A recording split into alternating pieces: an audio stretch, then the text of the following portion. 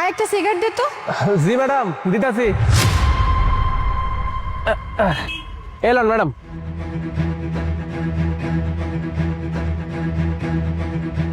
Madam কইতেছিলাম কি, ওই আপনি তো বোধহয় এই বড় অফিসে চাকরি করেন তাই না? হ্যাঁ, কেন? ওই ছোট মুখে একটা বড় কথা জিগাই, বেতন কেমন কি পান একটু কওয়া যায়? হোয়াট? তুই কি জিজ্ঞেস করলি? হ্যাঁ, মানে এই কর্পোরেট অফিসে আমি চাকরি করি, আমার বেতন কত এটা তুই জিজ্ঞেস করছিস? হ্যাঁ, তুই এখানে চা বিক্রি করিস? হ্যাঁ, তোর জানার কি দরকার যে আমি কত টাকা স্যালারি পাই কি পাই না? চা বিক্রি করিস সেটাই কর, এর থেকে বেশি কিছু জানার চেষ্টা করিস না। ম্যাডাম আমি তো বেতনই জিগাইছি। এই শোন, একটা কথা বলি, যোগ্যতা অনুযায়ী না থাকার চেষ্টা করবি। করিস তো এখানে চার দোকানদারি, আর কে কর্পোরেট অফিসে জব করে তার কত টাকা বেতন এটা তো জানতে হবে। ফাজিল জানি কথা। নেক্সট টাইম আমার কোশ্চেন করবি না। ম্যাডাম টাকাটা দিয়ে যান। লিখে রাখ, মাস শেষে দিয়ে দিব। আচ্ছা বুঝলাম না, খালি বেতনের কথা জিগাইছি তাই বলে এমন খারাপ ব্যবহার করতে হইব?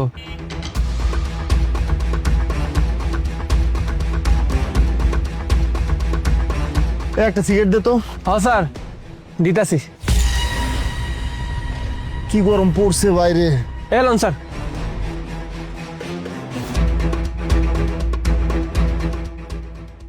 স্যার কিছু মনে করেন না, একটা কথা জিগাই। আপনি তো বোধহয় এই যে এই বড় অফিসে চাকরি করেন বোধহয় না? কেন কি হয়েছে? ওই বেতন কত পাইতেন যদি একটু কইতেন ভালোই তো। কিরে তুই আধার ব্যবসায় জাহাজের খবর নিয়ে কি করবি? হ্যাঁ, মানে আমি একটা প্রাইভেট কোম্পানিতে জব করি, তুই শুনতে চাস মানে একটা চাওয়ালা হয়ে তুই আমার স্যালারি কত এটা জানতে চাস?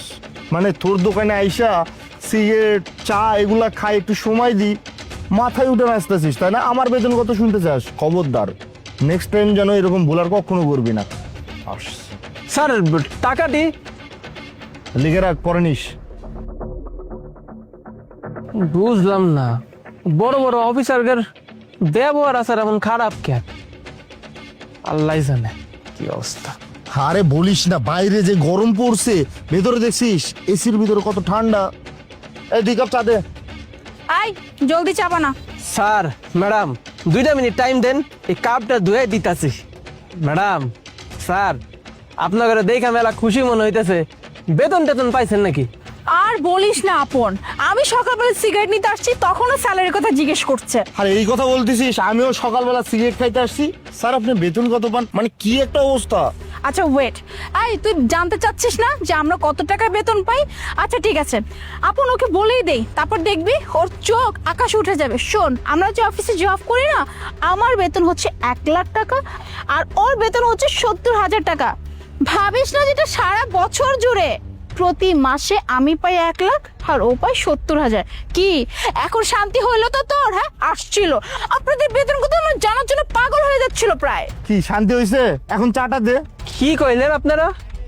আপনারা মাসে 1 লাখ আর 70,000 টাকা পান? মোনা দেখছিস, মানে এমন ভাবে বলতেছে মানে ওর কাছে 1,70,000 টাকা কিচ্ছুই না, হাতের ময়লা।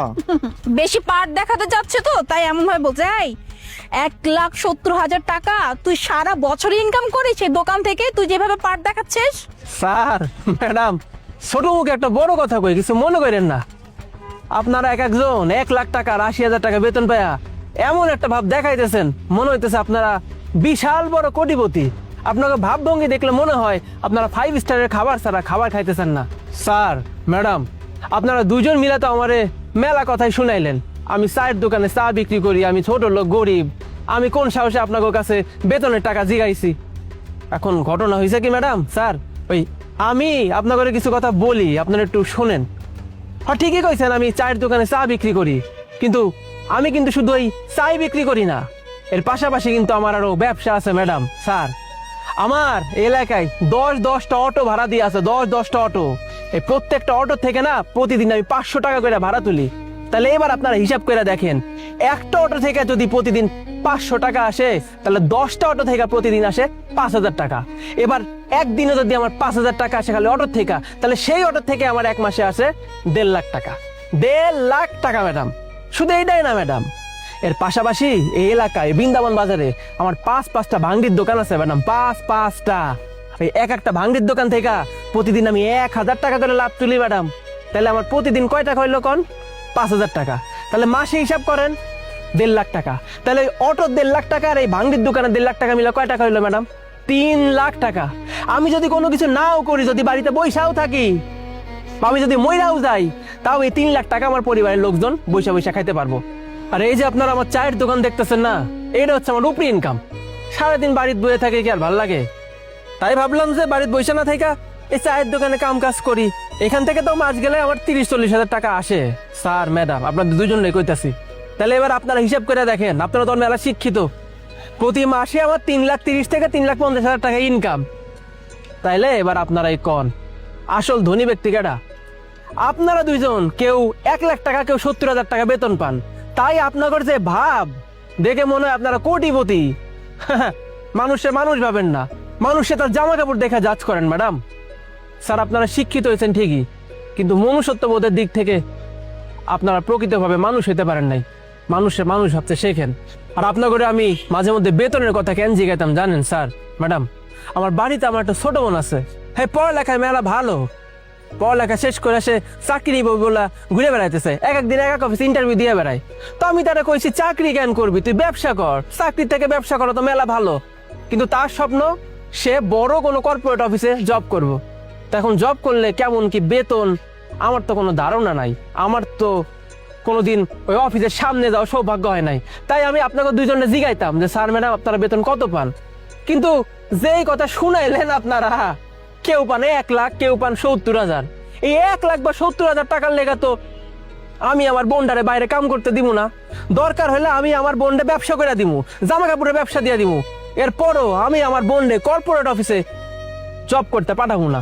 আর আপনাদের দুইজনের যে ব্যবহার, হায় রে, কি আর কমু। যাই হোক স্যার ম্যাডাম, আপনাকে একটা কথা শেষবারের মতো কয়ে দেই, তো মানুষে মানুষ ভাবতে শেখেন আর একটু ভালো ব্যবহার করেন। আর আপনাদের তো মনে হয় লাঞ্চ, দুপুরের খাবারের সময় শেষ হয়ে গেছে, যান অফিসে যান, পরে আবার বস কিন্তু রাগ করবো। ম্যাডাম স্যার, কিলো আমার টাকা দিয়া যান, আমার কষ্টের টাকা, ফাও টাকা না, টাকা দিয়া যান। টাকাটা দে। এই ধর।